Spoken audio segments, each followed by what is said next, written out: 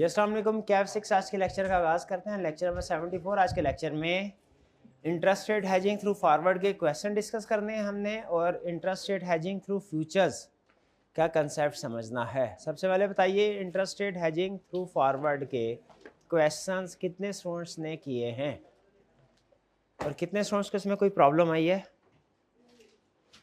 Problem नहीं आई किसी को? इसमें लॉस है, ये जो गेन है सर, ये वो बात वाला करने के पहले वाला करेंगे, यानी जो टाइम है जो इन्वेस्टमेंट लगा के जो गेन या लॉस होगा वो तो टोटल ग्रॉस वैल्यू ही होगी, नेट वाला। ठीक है। जो गेन या लॉस जो कॉलम में आएगा वो टोटल वैल्यू ही होगी। अलग से वो कभी कभी पूछ लेता है कि पे ऑफ बताइए। पे ऑफ जो वो है वो डिस्काउंटेड होगा। जो गेन या लॉस हमारे टेबल में आता है वो कौन से वाला आएगा? वो ग्रॉस ही विदाउट डिस्काउंटिंग टोटल अमाउंट वो आएगा, ठीक है। क्योंकि इफेक्टिव रेट तो हम एंड में जाके कैलकुलेट करते हैं ना, जब सारा कुछ खत्म हो जाता है, लेना देना सब कुछ, तो इसीलिए एंड पे वो ग्रॉस वैल्यू ही लेंगे, यानी T2 पे। T2 असल में ये लॉस नहीं है, ये पेमेंट पैसे वसूल करने हैं या पैसे देने हैं। तो कैश इनफ्लो हो या आउटफ्लो हो, दोनों सूरतों में डिस्काउंट होगा। इनफ्लो भी डिस्काउंट होगा, आउटफ्लो भी डिस्काउंट होगा जी। क्वेश्चन 14। अच्छा, इसमें मैंने आपको दूसरे टॉपिक से क्वेश्चन भी डेली बेसिस के ऊपर दे रहा हूँ, फाइनेंस के कोई ना कोई दूसरा टॉपिक एक आधा, वो आपने क्वेश्चन अटेम्प्ट करने हैं। क्लास में हम अभी डिस्कस नहीं कर रहे, उसमें कोई प्रॉब्लम हो तो आपने नोट कर लेनी है। अभी मैं ये रिस्क असेसमेंट ये सॉरी जो रिस्क मैनेजमेंट है ये मैं कंप्लीट कराना चाह रहा हूँ, ताकि इसमें दूसरे कंसेप्ट मिक्स ना हो। फोकस हमारा सारा सिर्फ फाइनेंशियल रिस्क मैनेजमेंट के ऊपर हो। जब जिस दिन ये फाइनेंशियल रिस्क मैनेजमेंट कंप्लीट होगा, मैं 2 या 3 दिन मजीद रह गए, 2 दिन मजीद हो गए आज के लेक्चर के अलावा। उसके बाद अगले दिन से हम जो मैनेजेरियल का रिमेनिंग टॉपिक है पर्सनल एनालिसिस वो स्टार्ट करेंगे, और साथ साथ फाइनेंस वाले पोर्शन की रिवीजन करते रहेंगे। रिवीजन से मुराद क्वेश्चन जो है उसमें एडजस्टमेंट डिस्कस करते रहेंगे, पूरा क्वेश्चन नहीं। उसमें जो प्रॉब्लम आपको होम असाइनमेंट में सामने आती है वो डिस्कस करेंगे। अगर आप कहेंगे तो पूरा क्वेश्चन भी कर दिया करेंगे डिस्कस, उसमें आपको थोड़ा ज़्यादा बैठना पड़ेगा। कोई मसला नहीं, ठीक है, मुझे भी कोई मसला नहीं, चाहे भी कभी कभी हो जाए करेगी। अब वापिस आ जाए क्वेश्चन 14। क्वेश्चन 14 की तरफ आए। Forward date agreement.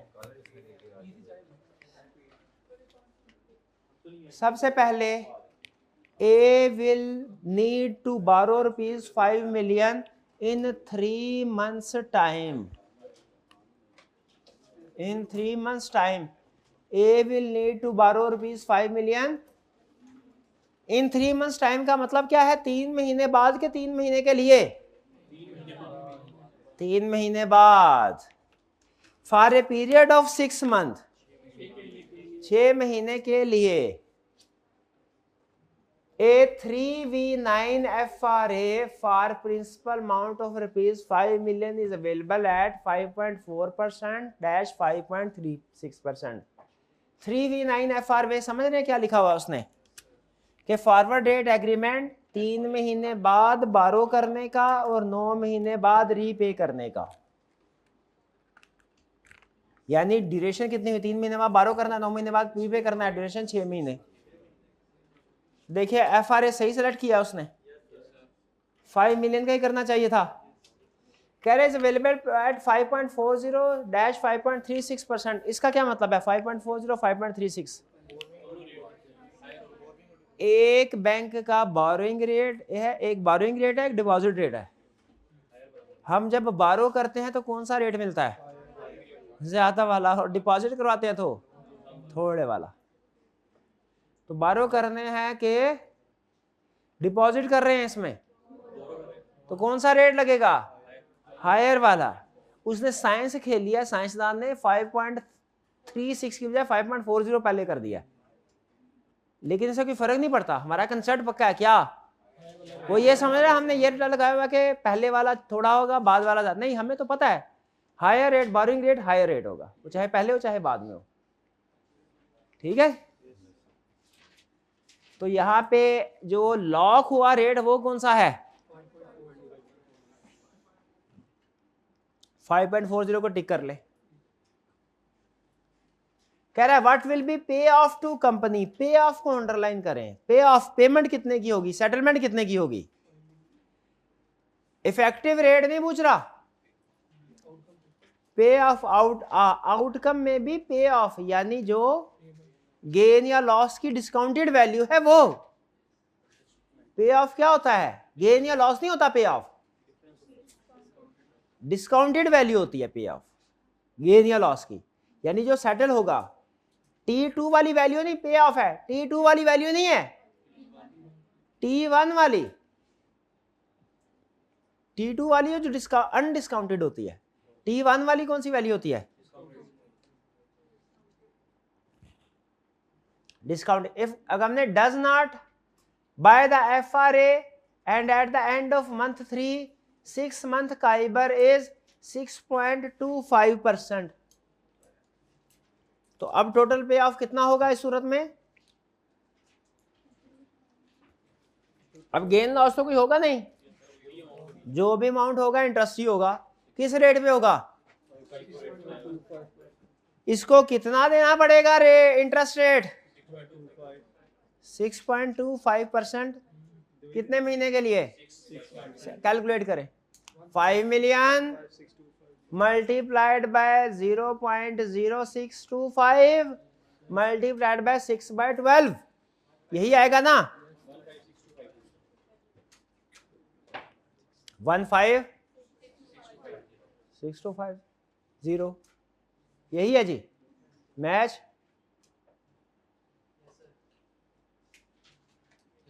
Okay. B, if company buys this FRA and at the end of month 3 6 month काइबर is 6.25%। भैया मुझे बताया ये 6.25% काइबर पता है ना, कराची इंटरबैंक ऑफर रेट बताया हुआ ना, कराची ये इंटरेस्ट रेट ही समझे होता है। प्रैक्टिकली यहाँ पे वैसे क्वेश्चन में काइबर बोल रहा है, प्रैक्टिकली होता है काइबर plus 100 points, काइबर plus 200 points. काइबर plus 100 points का मतलब है जो काइबर का ये काइबर होता है इंटरबैंक ऑफर रेट, यानी समझ लें बैंक एक दूसरे को जिस रेट पे लैंड करते हैं, जाहिर है जिस रेट पे एक दूसरे को लैंड करते हैं कंज्यूमर को उस रेट पे थोड़े देंगे। दुकानदार एक दूसरे को 100 रुपए की चीज देते हो तो कस्टमर को 100 की देंगे, 100 के ऊपर कुछ ऐड करेंगे प्रीमियम। तो अगर ये होता ना क्वेश्चन में लिखा होता काइबर प्लस 100 पॉइंट्स, तो आप लिखते काइबर 6.25% है, 100 पॉइंट्स का मतलब 1%। 100 पॉइंट्स का मतलब क्या है? काइबर प्लस 100 पॉइंट्स उसने लिखा होता 100 बेसिक पॉइंट्स, तो क्या रेट निकलता? काइबर प्लस 50 पॉइंट्स 6.75%। ठीक है जी। ये 6.25% क्या है? ये है मार्केट रेट T1 पे। हमें T0 का मार्केट रेट चाहिए होता है, T1 का मार्केट रेट चाहिए होता है कि T2 का? T1 का। T0 पे तो लोन ले ही नहीं रहे, वो मार्केट रेट क्या करना है हमने? T0 पे तो लोन ले ही नहीं रहे। T0 पे तो हमें डेरिवेटिव का रेट चाहिए होता है, T0 पे तो हमें डेरिवेटिव का अच्छा रेट चाहिए होता है। T1 पे हमें जिसमें डेरिवेटिव कॉन्ट्रैक्ट सेटल था, और T2 पे तो टोटल खत्म हो जाना है, लोन भी खत्म हो जाना, उसका रेट हमने क्या कर, उधर कौन सा लोन लेना है? T2 पे तो लोन रीपे करना है, लेना थोड़ी है। भाई समझ रहे हैं कौन कौन सा रेलिवेंट है? तो यहाँ पे नोट कीजिए, हमारा एग्रीड रेट जो हमें आज T0 पे मिला है वो है 5.4%, और जो T1 पे जाके मार्केट रेट है जिसपे लोन हमें एक्चुअली बैंक देगा वो कौन सा है? 6.25%। ये मार्केट रेट है 6.25%।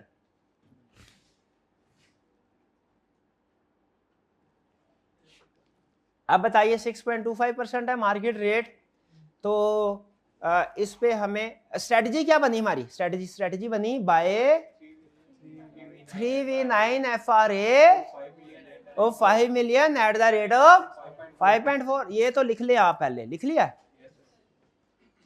अब मैं सोच लूं पार्ट बी में कि मुझे खुश होना है कि सैड होना है। मार्केट में सारे 6.25% पे लोन उठा रहे हैं, 3 महीने बाद, और मैंने 5.540 पे लॉक किया हुआ है, कम रेट ऑफ इंटरेस्ट है, मैं तो खुश हो गया। ये मेरे लिए क्या है? खुशी का मौका। खुशी का मौका।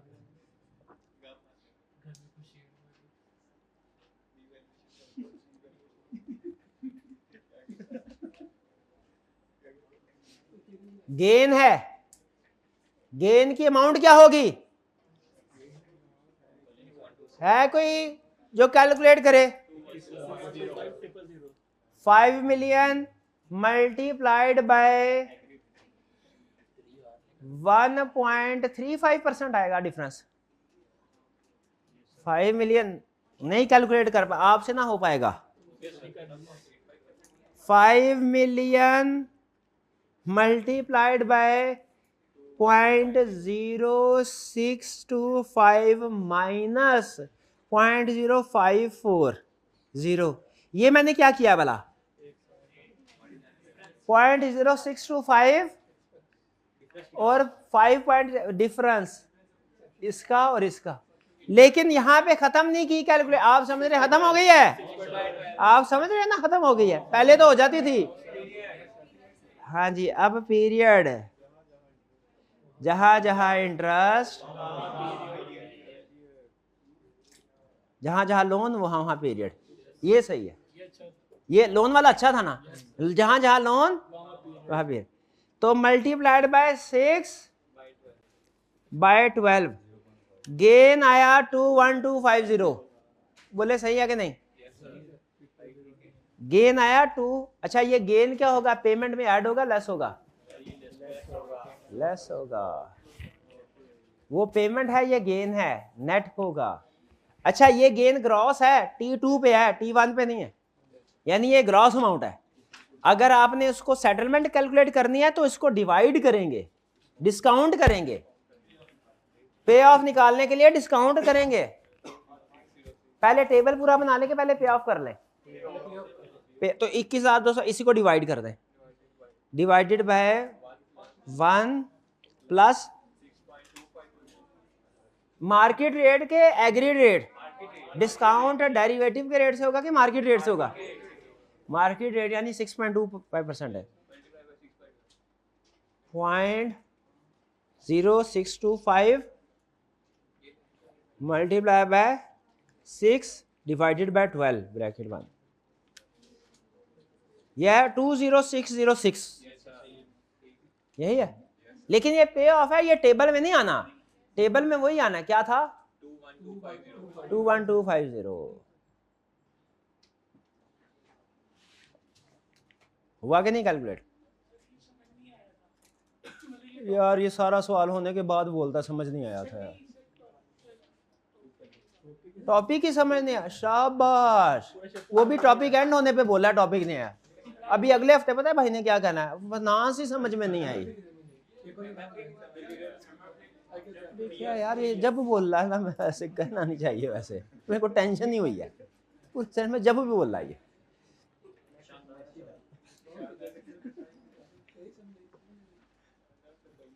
नहीं सही नहीं पढ़ाया मैंने, पढ़ा नहीं पढ़ाया मुझे नहीं, अच्छा नहीं, यानी वो गलत कह रहा है। अच्छा अच्छा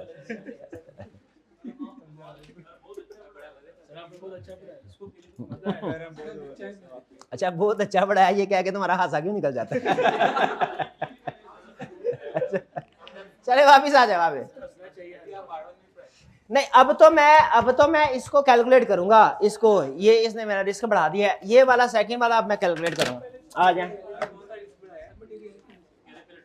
फाइनेंस रिस्क बढ़ गया मेरा। अब पार्ट सी करेंगे, पार्ट सी ध्यान से। ये भी इसी तरह का, ये करने की जरूरत नहीं, ये इससे ज्यादा कम्प्रीहेंसिव है, मतलब इसमें इसके कंसेप्ट कवर हो जाते हैं। अब हम सेम सिचुएशन, ये buy this FRA and at the end of month 3 6 month KIBOR is 4.7%। सबसे पहले स्ट्रेटजी क्या होगी? बाय, क्या बाय करना है? बाय, अच्छा, what is to be hedge? What is to be hedge?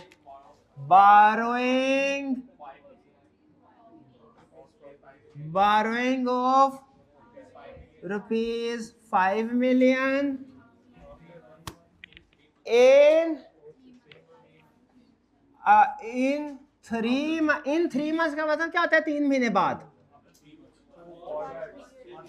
For 6 months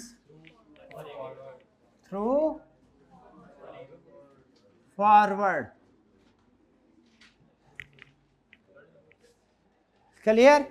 अच्छा अब बताइए, इसमें नंबर ऑफ फ्यूचर्स कैलकुलेट करने हैं, नंबर ऑफ कॉन्ट्रैक्ट्स कैलकुलेट करने हैं? नहीं, इसमें तो स्टैंडर्ड साइज होता ही नहीं है, इसमें तो स्टैंडर्ड साइज होता ही नहीं है, इसमें तो एग्जैक्ट क्वांटिटी को भी आप हेज कर सकते हैं। आगे चलते हैं, स्ट्रेटजी क्या होगी? बाय 3 लिख देता हूं, आपको इतराज तो नहीं है? FRA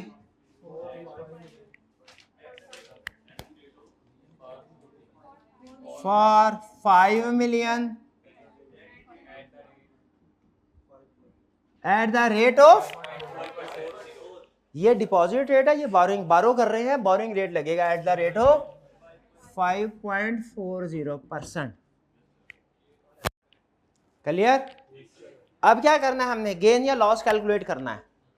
पहले मैं किस हिसाब से? By this FRA at the end of month 3 यानी T1 पे मार्केट रेट है 6 मंथ काइबर मार्केट रेट होता है, काइबर इज 4.75%। पहले मैं सोच लूं मैंने खुश होना है कि सैड होना है? मार्केट में सारे 4.75 रेट ऑफ इंटरेस्ट दे रहे होंगे, हम 5.40% दे रहे हैं, बहुत ही दुख की बात है। ये तो हाँ, ये लॉस होगा।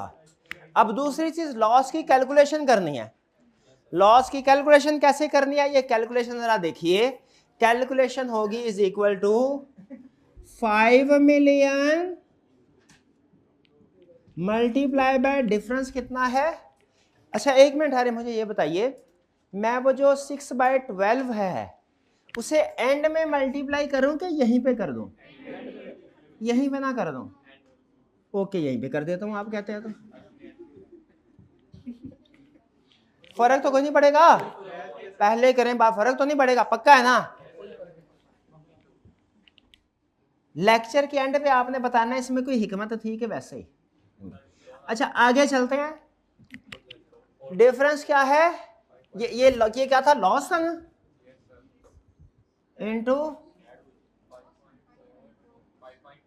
0.054 माइनस 0.0475 इज इक्वल टू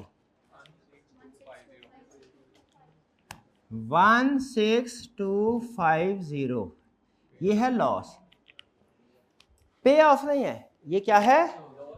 लॉस। जो मैं किधर करूंगा? इंटरेस्ट पेमेंट है, लॉस है ना? ये एड लॉस ऑन फॉरवर्ड, ये इधर आएगा 16250। लेकिन अगर मैंने पे ऑफ कैलकुलेट करना है, एक्चुअली सेटलमेंट जो होगी वो कैसे करना है वो जरा देखिए। उसके लिए डिस्काउंटिंग करनी पड़ेगी। डिस्काउंटिंग करने में क्या करना है? इसको डिवाइड कर देना है, किससे? 1 प्लस रेट से। रेट कितना है? मार्केट वाला मतलब ये मार्केट वाला 0.0475 multiply by 6/12 is equal to 15873। ये है पे ऑफ। हमारे टेबल में याद रखें ग्रॉस वैल्यू जा रही है T2 की, टेबल T2 पे बना रहे हैं हम, ठीक है? टेबल पे कौन सी वैल्यू जाएगी? यहां तक कोई प्रॉब्लम? तो अब क्या करना है? इंटरेस्ट पेमेंट कैसे? 5 million इंटू 6/12 इंटू 0.0475, यही है ना? कितनी आ गई? 118,750। इंटरेस्ट पेमेंट है, लॉस हुआ है, ऐड हो गई, नेट कितना हुआ? 135,000। अब देखिए इफेक्टिव रेट कैसे कैलकुलेट करना है। 135,000 डिवाइडेड बाय लोन की अमाउंट है 5 मिलियन और मल्टीप्लाइड बाय 6/12 क्यों किया? क्योंकि लोन 6 माह, ये सर में ना हम लोन को एनुअलाइज करते हैं, जब ये पीरियड से मल्टीप्लाई करते हैं ना, एनुअलाइज करते हैं। क्या करते हैं? एनुअलाइज करते हैं। हमने इसको एनुअलाइज किया है, तो जरा कैलकुलेट करें क्या रेट आता है। 135,000 divided by 5 million multiply by 6/12, 5.4। ये तो एग्जैक्ट 5.4% आ गया, ये तो परफेक्ट 5.4% आ गया, ये तो परफेक्ट 5.4% क्यों आया? फॉरवर्ड में परफेक्ट हैजिंग है। क्लियर? फिर से हो जाए कोई और सवाल फॉरवर्ड गई कि फ्यूचर? अच्छा फ्यूचर में चले आजा, फ्यूचर कर लेते हैं, लेकिन फॉर्मेट हमारा यही रहेगा कि चेंज हो जाएगा? फॉर्मेट बस मनी मार्केट हैजिंग में चेंज होना था। क्या मनी मार्केट हैजिंग में क्या है? Money market hedging format 3 steps कौन से हैं? डिस्काउंट, फॉरेन करेंसी रिसीट के केस में स्टेप्स बताइए।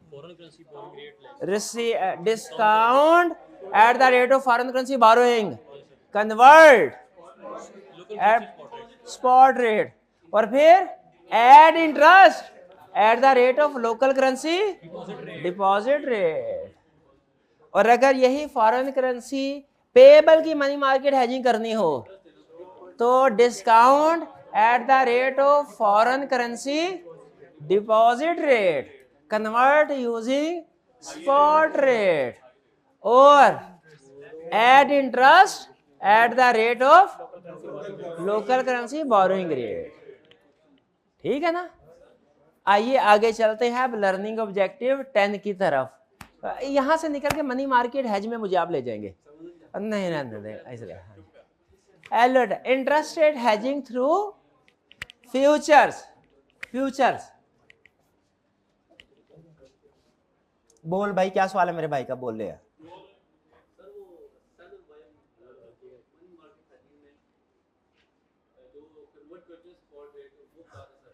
मनी मार्केट हैजिंग में जो कन्वर्ट करते हैं स्पॉट रेट, किस स्पॉट रेट पे कन्वर्ट करना? अभी सुन लें, फॉरेन करेंसी रिसीट को डिस्काउंट करके जब आपने कन्वर्ट करना है तो मतलब फॉरेन करेंसी रिसीट को आप बैंक को सेल कर रहे हैं, तो उस वक्त जब फॉरेन करेंसी रिसीट हो ना तो कन्वर्ट करना है तो बाय रेट यानी लोअर रेट लगाना है, क्योंकि हम सेल कर रहे हैं, बैंक बाय करेगा। ये लिख लो फिर भूल जाओगे। फॉरेन करेंसी रिसीट के केस में जब कन्वर्ट करना है तो हमें करेंसी रिसीव हुई, हम बैंक को सेल कर रहे हैं, बैंक बाय कर रहा है, लोअर रेट लगेगा। फॉरेन करेंसी रिसीट पे लोअर रेट लगेगा और फॉरेन करेंसी पेमेंट पे हायर रेट लगेगा। ठीक है? आपने ना असल में मनी मार्केट हैजिंग में सिर्फ फॉरेन करेंसी रिसीट को के स्टेप पक्के याद करने हैं, जो पेमेंट के स्टेप्स होंगे ना वो इसके अपोजिट हो जाएंगे रेट के लिहाज से। भाई ठीक है, आगे चलें। गेन हो या लॉस हो, दोनों सूरतों में आपने डिस्काउंट करना है। हाँ, टेबल के अंदर हमेशा ग्रॉस ही आएगी। डिस्काउंट अमाउंट पे ऑफ के लिए है, सेटलमेंट के लिए। ये डिस्काउंटेड अमाउंट असल में प्रेजेंट वैल्यू होती है T1 पे। हाँ जी बिल्कुल, लेकिन हमने इफेक्टिव रेट कैलकुलेट करना है, वो T2 पे कैलकुलेट होता है। असली गेन या लॉस आपकी बात ठीक है, वो तो वही T1 वाला जो एक्चुअली, इसीलिए उसे पे ऑफ बोला है। स्टार्ट करें interest rate hedging through future. सबसे पहले स्ट्रेटजी, बोरोइंग फॉरवर्ड के जरिए से करें, हम कहते हैं बाय FRA। बोरिंग को हेज करना है फॉरवर्ड के जरिए से, क्या कहते हैं, बाय FRA। थोड़ा सा फर्क है इसमें, बोरिंग को हेज करना है फ्यूचर के जरिए से, स्ट्रेटजी है सेल फ्यूचर। याद रहे, ठीक, नहीं याद रखे तो कोई मसला, इसका मसला ही कोई नहीं है। ये बाय या सेल लिखना लाजमी नहीं है, बाय या सेल लिखना याद रहे तो अच्छा है कि फॉरवर्ड के जरिए से हेजिंग करनी है इंटरेस्ट रेट की तो बाय FRA, लेकिन फ्यूचर के असल में जब हम इंटरेस्ट रेट हेजिंग करते हैं थ्रू फॉरवर्ड, तो चाहे बोरोइंग हो डिपॉजिट हो, हम कहते हैं बाय FRA। लेकिन यहां पे हमने बोरोइंग का केस है तो सेल है, फॉरवर्ड में बोरोइंग करनी है बाय FRA, फ्यूचर में सेल फ्यूचर्स। बोरोइंग के लिए buy FRA but sell future, FRA है तो बाय करना है, फ्यूचर है तो बोरोइंग की हेजिंग में। ये थोड़ा सा याद करना है, रट्टे वाला पॉइंट है।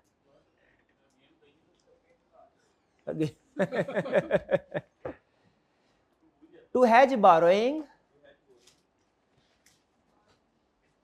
you have to buy FRA but sell futures. You have to buy FRA but sell futures. To hedge borrowing, you have to buy FRA but sell futures. चलिए आगे चले, स्टेप्स। पहले स्टेप में क्या करना है, पहले स्टेप में क्या करना है, what is to be borrowing of ₹8 million at end of May for 3 months through futures. Standard है, कोई प्रॉब्लम तो नहीं। नंबर ऑफ फ्यूचर कॉन्ट्रैक्ट्स कैसे कैलकुलेट करेंगे, total loan divide by size of one future contract. Amount exact आ जाए बहुत अच्छा, फ्रैक्शन में आ जाए स्ट्रेटजी क्या होगी, सेल फ्यूचर। फॉरवर्ड में तो बाय FRA था, फ्यूचर में सेल करेंगे। सेल कितने फ्यूचर, 8 फ्यूचर्स, किस साइज के, 1 million साइज के, किस रेट पे, 3.5% कॉन्ट्रोलाइन करें। ये कौन सा रेट है, एग्री, यानी फ्यूचर का रेट, फ्यूचर का rate, agreed rate, agreed rate future contract में, डेरिवेटिव कॉन्ट्रैक्ट में, ठीक है।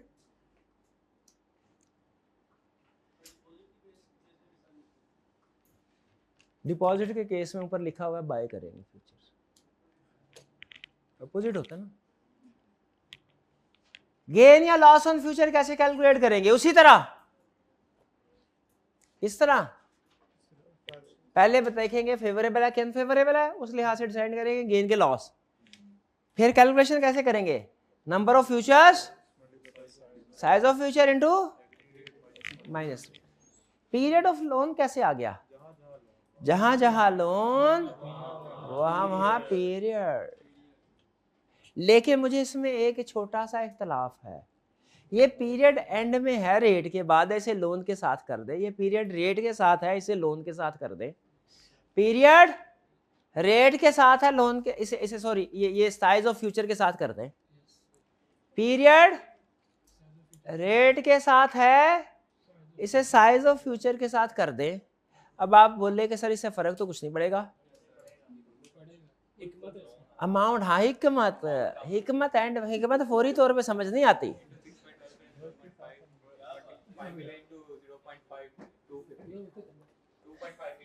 बट ठीक ठीक ठीक ठीक, साइज ऑफ फ्यूचर क्लियर। इसको बेहतर है पीरियड ऑफ लोन को मल्टीप्लाई करने के लिए इससे मल्टीप्लाई करें, रेट के साथ नहीं। डन।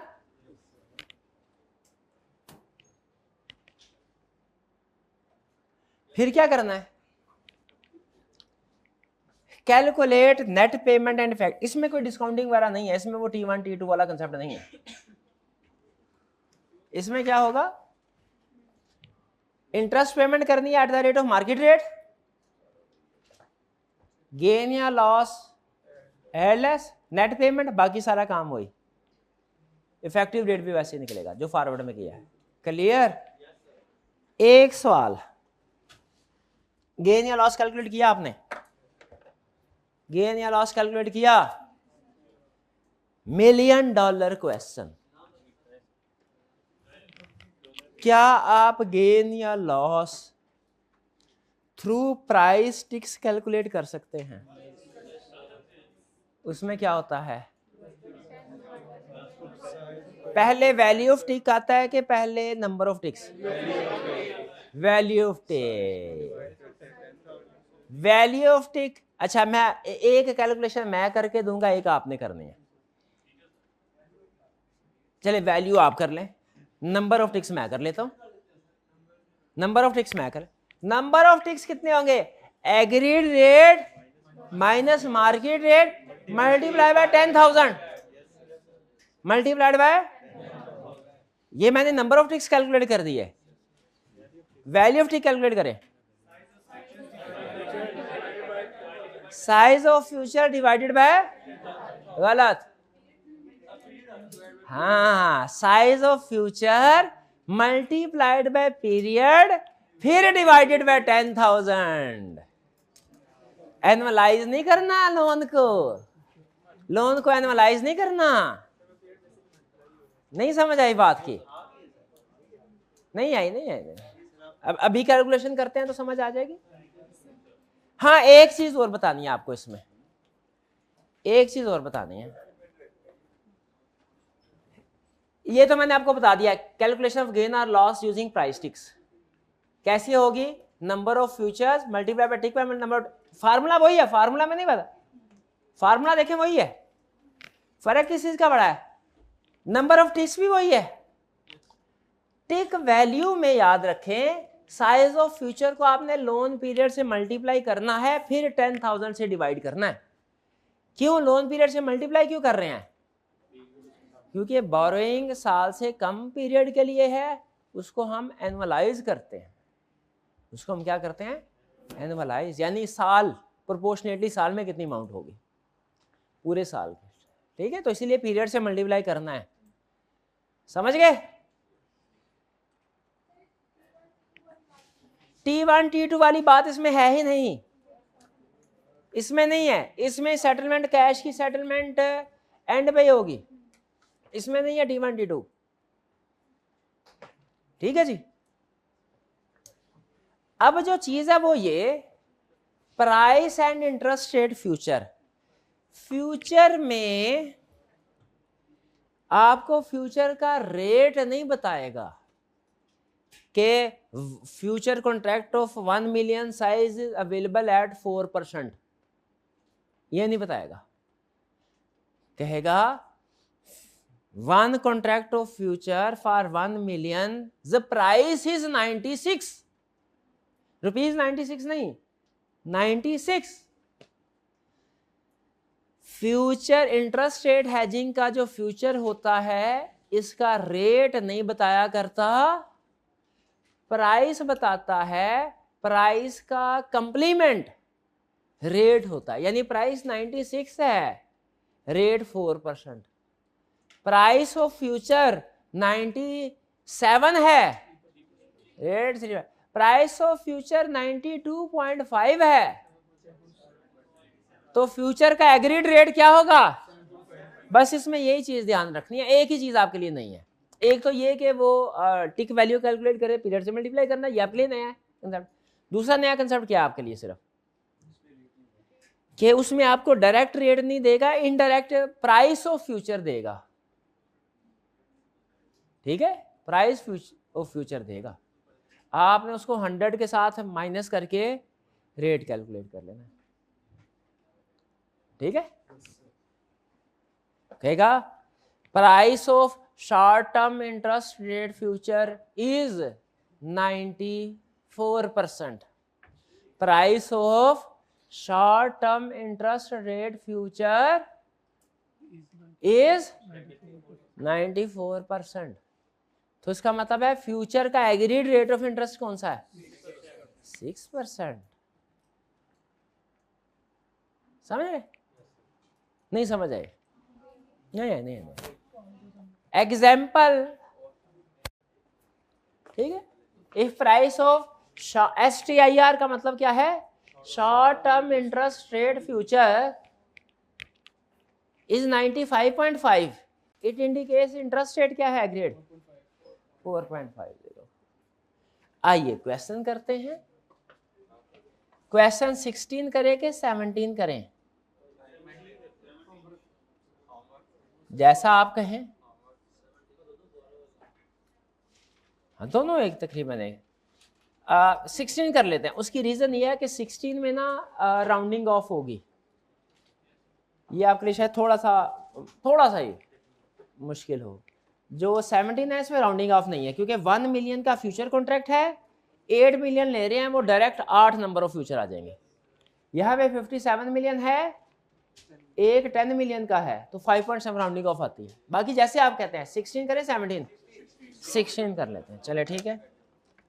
आप पहले पढ़िए और सॉल्व करने की कोशिश कीजिए। देखते हैं पहले आप क्वेश्चन सॉल्व करते हैं या मैं इरेज करता हूं व्हाइट बोर्ड को। कर जल्दी आगे नहीं निकलना।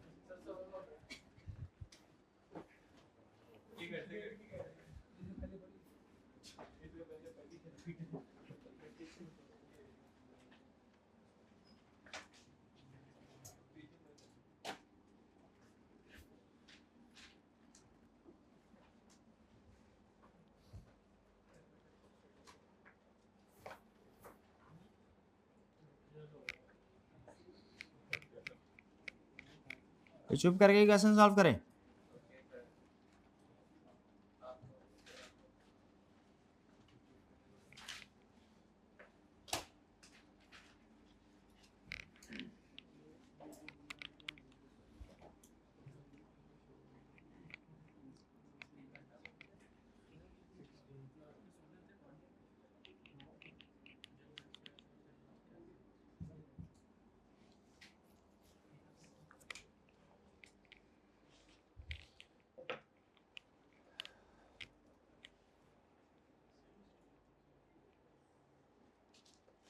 शाबाश कीजिए, ऑनलाइन वाले स्टूडेंट्स भी कीजिए। 5 मिनट है आपके पास, 5 मिनट पॉज कीजिएगा जी। चलें स्टार्ट करते हैं डिस्कशन। कितने स्टूडेंट्स ने कंप्लीट कर लिया है और ठीक हुआ है? कितने स्टूडेंट्स ने कंप्लीट कर लिया और गलत हुआ है? कोई? और कितने स्टूडेंट्स अभी कर? 2। कितने स्टूडेंट्स अभी कर रहे हैं? 2। चलिए, यानी तकरीबन 90% स्टूडेंट्स ने कंप्लीट कर लिया है और ठीक है। आइए लेकिन फिर भी डिस्कशन करते हैं, हो सकता है कुछ नई चीज़ सीखने को मिल जाए। कह रहा हूँ जनवरी 1, 2024 XYZ कंपनी प्लान्स टू बारो ₹57 million on April 1, 2024 for 6 months. 1 जनवरी को फैसला किया है बारोइंग 1 जनवरी को नहीं करनी। बारोइंग कब करनी है? लोन कब बारो करना है? या तो कंपनी डर रही होगी किस बात से कि आज 1 जनवरी है, ये कम अप्रैल तक जाते जाते कहीं रेट बढ़ ना जाए। इसमें आपने अंडरलाइन करना है बारो को, इसमें अंडरलाइन करना है 57 मिलियन को। Standard future contract size is ₹10 million, इसको भी अंडरलाइन कर लें। स्टैंडर्ड साइज, इसका मतलब है जब हमने फ्यूचर्स बाय करने हैं वो 57 divided by 10 is equal to 5.7 rounded off 6 futures हमने डील करना है। और बाय करना, सेल करना है? सेल करना है। बोरिंग के केस में सेल फ्यूचर्स। हमें 5.7 नहीं, 6 फ्यूचर सेल करने हैं, ठीक है। तो स्ट्रेटजी क्या? अच्छा अब आगे, लेकिन अभी रेट नहीं बताया, आपने नोट किया है?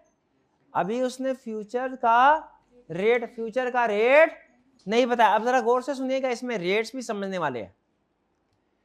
Current spot काइबर rate is 7.00% for both 3 month and 6 month. ये सुनने क्या कह रहा है?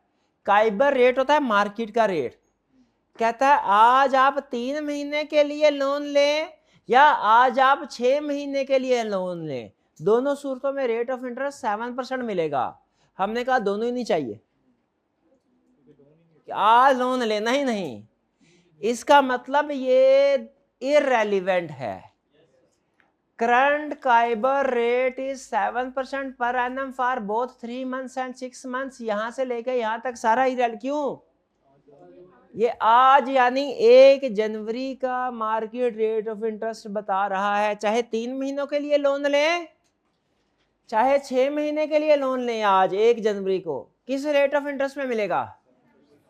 7। हमने कहा ये तो चाहिए ही नहीं, कह रहा है। और अगर लोन नहीं लेना, फ्यूचर में डील करना है, तब क्या है? And the current April काइबर future price. और करंट यानी आज अगर आप फ्यूचर लेते हैं, आज अगर आप फ्यूचर लेते हैं, उसकी प्राइस क्या है? 93। आज अगर आप फ्यूचर लेते हैं जो कब मैच्योर होगा? अप्रैल में। करंट अप्रैल का मतलब क्या है? आज अगर फ्यूचर लेते हैं, करंट मतलब आज फ्यूचर लेते हैं, अप्रैल मतलब जो अप्रैल में एक्सपायर होगा। आज फ्यूचर लेते हैं जो अप्रैल में एक्सपायर होगा, तो वो किस प्राइस पे मिलेगा?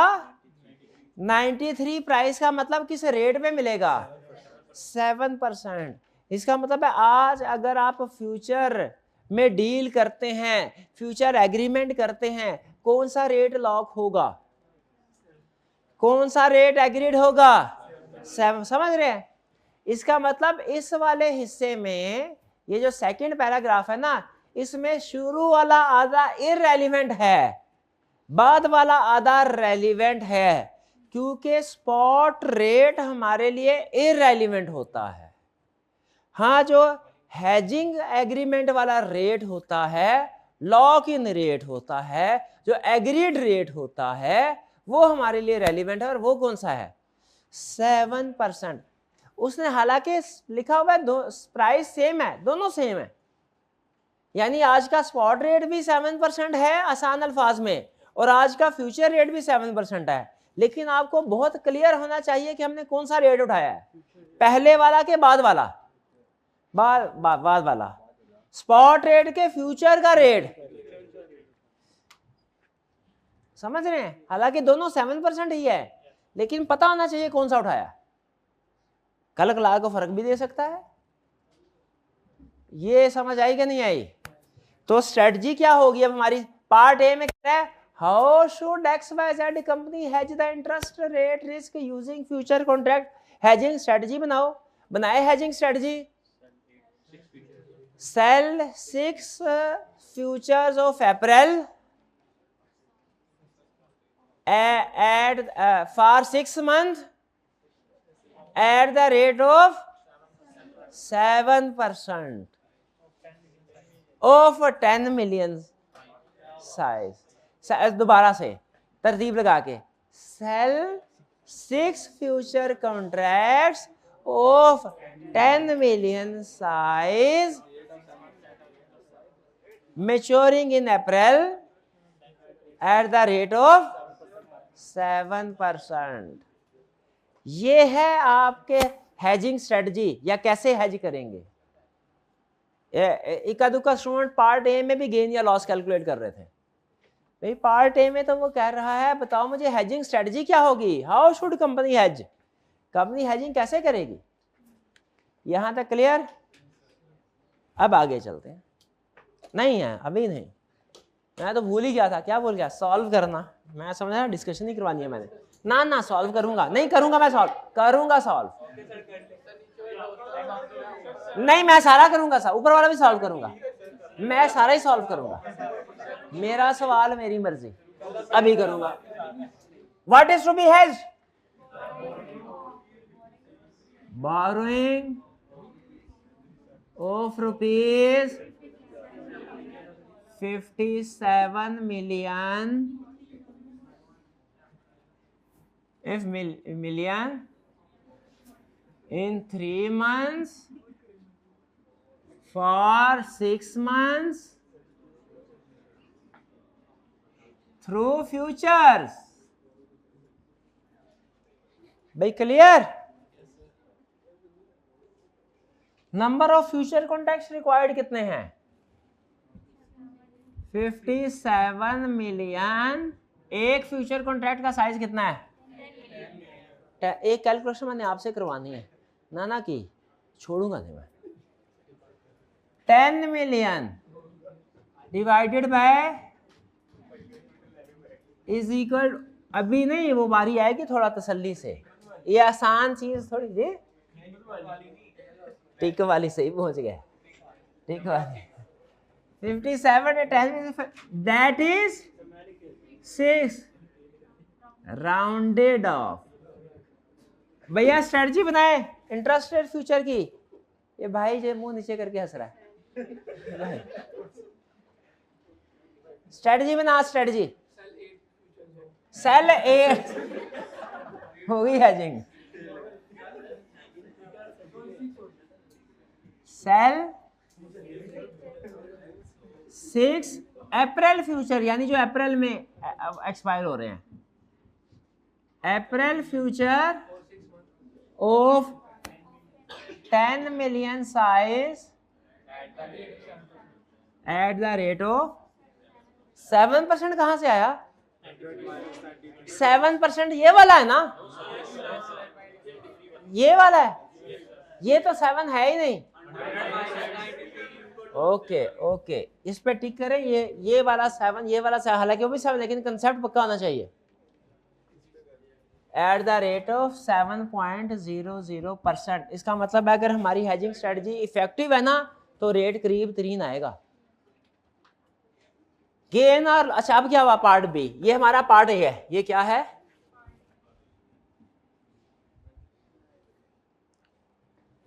कह रहे calculate the total effective borrowing cost, यानी ये नेट टोटल पेमेंट, ये है टोटल बोरोइंग कॉस्ट, ये टोटल बोरोइंग कॉस्ट है, ये वाली अमाउंट। इफेक्टिव रेट नहीं पूछा, इफेक्टिव रेट पूछता तो वो भी कैलकुलेट कर, हम अभी भी कैलकुलेट करेंगे ये देखने के लिए कि आंसर हमारा ठीक है कि नहीं, उसे आंसर पता चल जाता है। क्लोज हो तो इसका मतलब तकरीबन ठीक। Calculate the total effective borrowing cost if on April, यानी जब ये एक्सपायर हुआ, the 3 month and 6 month spot Kaiba rate is 6.5% and the April 30th future price is also the same, that is 93.5%, यानी 100 minus 6.5 क्या है? Rate of interest. वही हुआ ना, 100 में से प्राइस माइनस कर दे रेट ऑफ इंटरेस्ट, 100 में से रेट ऑफ इंटरेस्ट माइनस कर दे प्राइस। यहां पे भी मुझे बताइए, जिस तरह ऊपर उसने मार्केट रेट भी दिया है, फ्यूचर का इंटरेस्ट रेट भी दिया, फ्यूचर का, फ्यूचर्स का, नीचे भी उसने मार्केट का भी रेट दिया, फ्यूचर्स का भी। कौन सा रेट रेलिवेंट है, कौन सा इररेलिवेंट? मार्केट रेट क्या है? 6. ये क्या है? रेलिवेंट के इररेलिवेंट? रेलिवेंट है,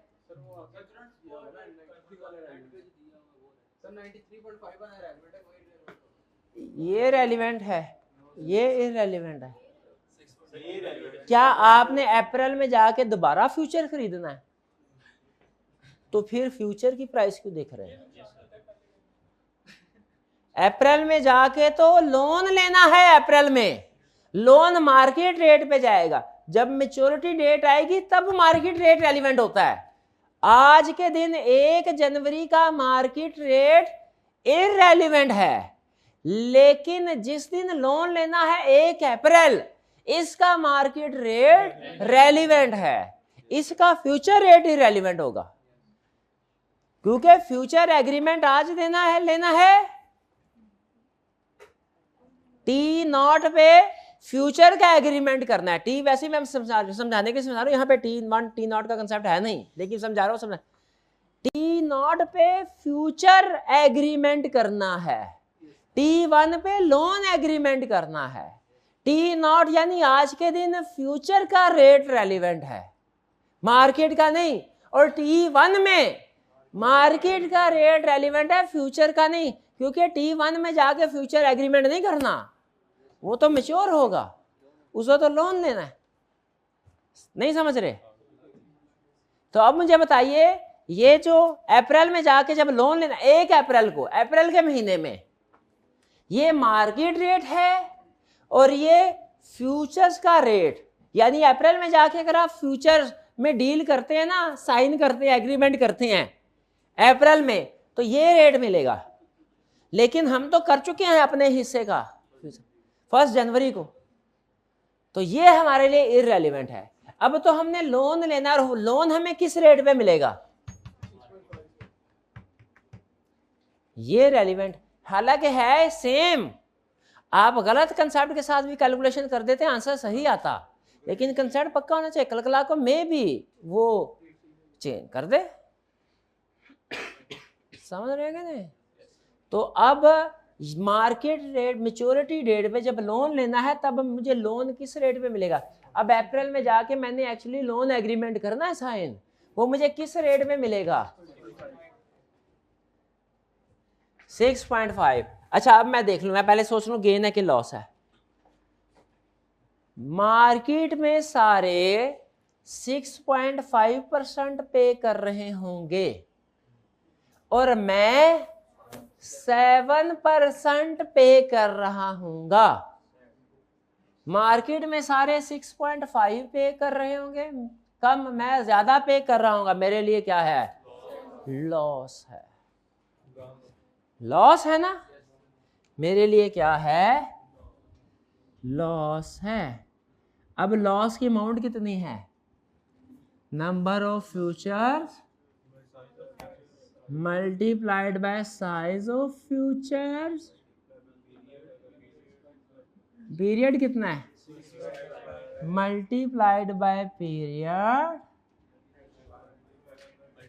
मल्टीप्लाइड बाय रेट का डिफरेंस 0.07 माइनस 0.065। बताइए समझ आई कि नहीं आई है, ये समझ आई कि नहीं आई? इसको डिस्काउंट तो नहीं ना करना, वो तो फॉरवर्ड रेट एग्रीमेंट को करते हैं। कैलकुलेशन करें, कितनी अमाउंट आई, कितनी, 150,000। भैया कैलकुलेट वैल्यू ऑफ 1 टिक।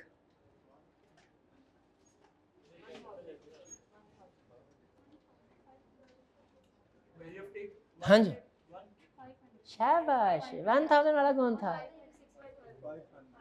अच्छा, ये पूरी बात करनी थी ना, 1000 मल्टीप्लाई बाय 6 बैठे। हाँ कैलकुलेट करें वैल्यू ऑफ 1 टिक,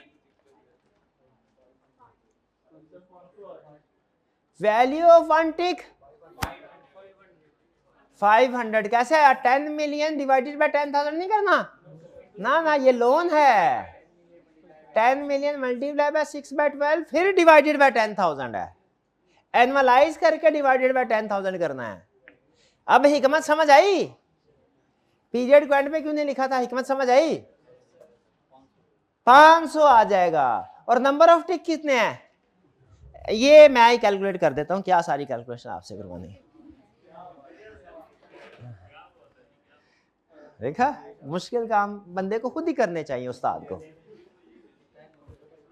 0.07 माइनस 0.065 multiplied by 10,000, 50। Number of ticks कितने, 50। और वैल्यू ऑफ टिक कितने, मल्टीप्लाइड बाय 500। एक कॉन्ट्रैक्ट में 25,000 और मल्टीप्लाई नंबर ऑफ कॉन्ट्रैक्ट्स कितना आया, 150,000। सेम आया कि नहीं? तो इसका मतलब सेम आ गया, मतलब साबित हो गया 6/12 से मल्टीप्लाई करना है। फ्यूचर साइज को 6/12 से मल्टीप्लाई करना है, तब बाद में फिर डिवाइड करना 10,000 से, तब आएगा वैल्यू ऑफ 1 टिक। चलिए ये हो गया। अब इंटरेस्ट पेमेंट कैलकुलेट करें eight the rate of market. Market rate क्या था, 6.5। कौन से वाला, लेफ्ट वाला के राइट वाला, लेफ्ट वाला। दोनों सेम है, फर्क तो नहीं पड़ता मेरा ख्याल है। इसमें सेम है, बाद में हो सकता है फर्क दे दे, तो हमें कंसेप्ट के साथ चलना है। अब मार्केट रेट के मुताबिक कितना है, 57 मिलियन लोन लिया। एक्चुअली लोन 57 के लिया ना, वो तो हेजिंग के लिए था। मल्टीप्लाइड बाय 6/12, हिकमत मल्टीप्लाइड बाय 0.065, कितनी आ गई अमाउंट, 1852500। क्लियर, ये पेमेंट है, लॉस है, एड लॉस ऑन फ्यूचर, कितना है 150,000। ऐड करें, टोटल कितना आया 200,2500। ये है नेट बोरोइंग कॉस्ट। लेकिन ये देखने के लिए कि कैलकुलेशन हमने सही किया कि नहीं, इफेक्टिव रेट कैलकुलेट करना। इफेक्टिव रेट किसके करीब आना चाहिए, अगर ये राउंड ऑफ ना होता तो एग्जैक्ट यही आता, लेकिन अभी भी पता चल जाएगा। 2002,500 डिवाइडेड बाय लोन की अमाउंट है 57 million multiplied by 6/12 bracket 1, 0 multiplied by 100, 7.026, लगभग 7.03। ठीक है, और एग्जैक्ट 7% क्यों नहीं आया, राउंड ऑफ हुआ, इस वजह से। कुछ समझ आया, लगे हाथों 17 भी ना कर लें, कर लेंगे आप, भाई बीमार है, ओके कोई बात नहीं, ठीक है। चलिए असाइनमेंट लाजमी करके आइएगा, ठीक है जी। आज का लेक्चर यहाँ खत्म करते हैं, अल्लाह हाफिज।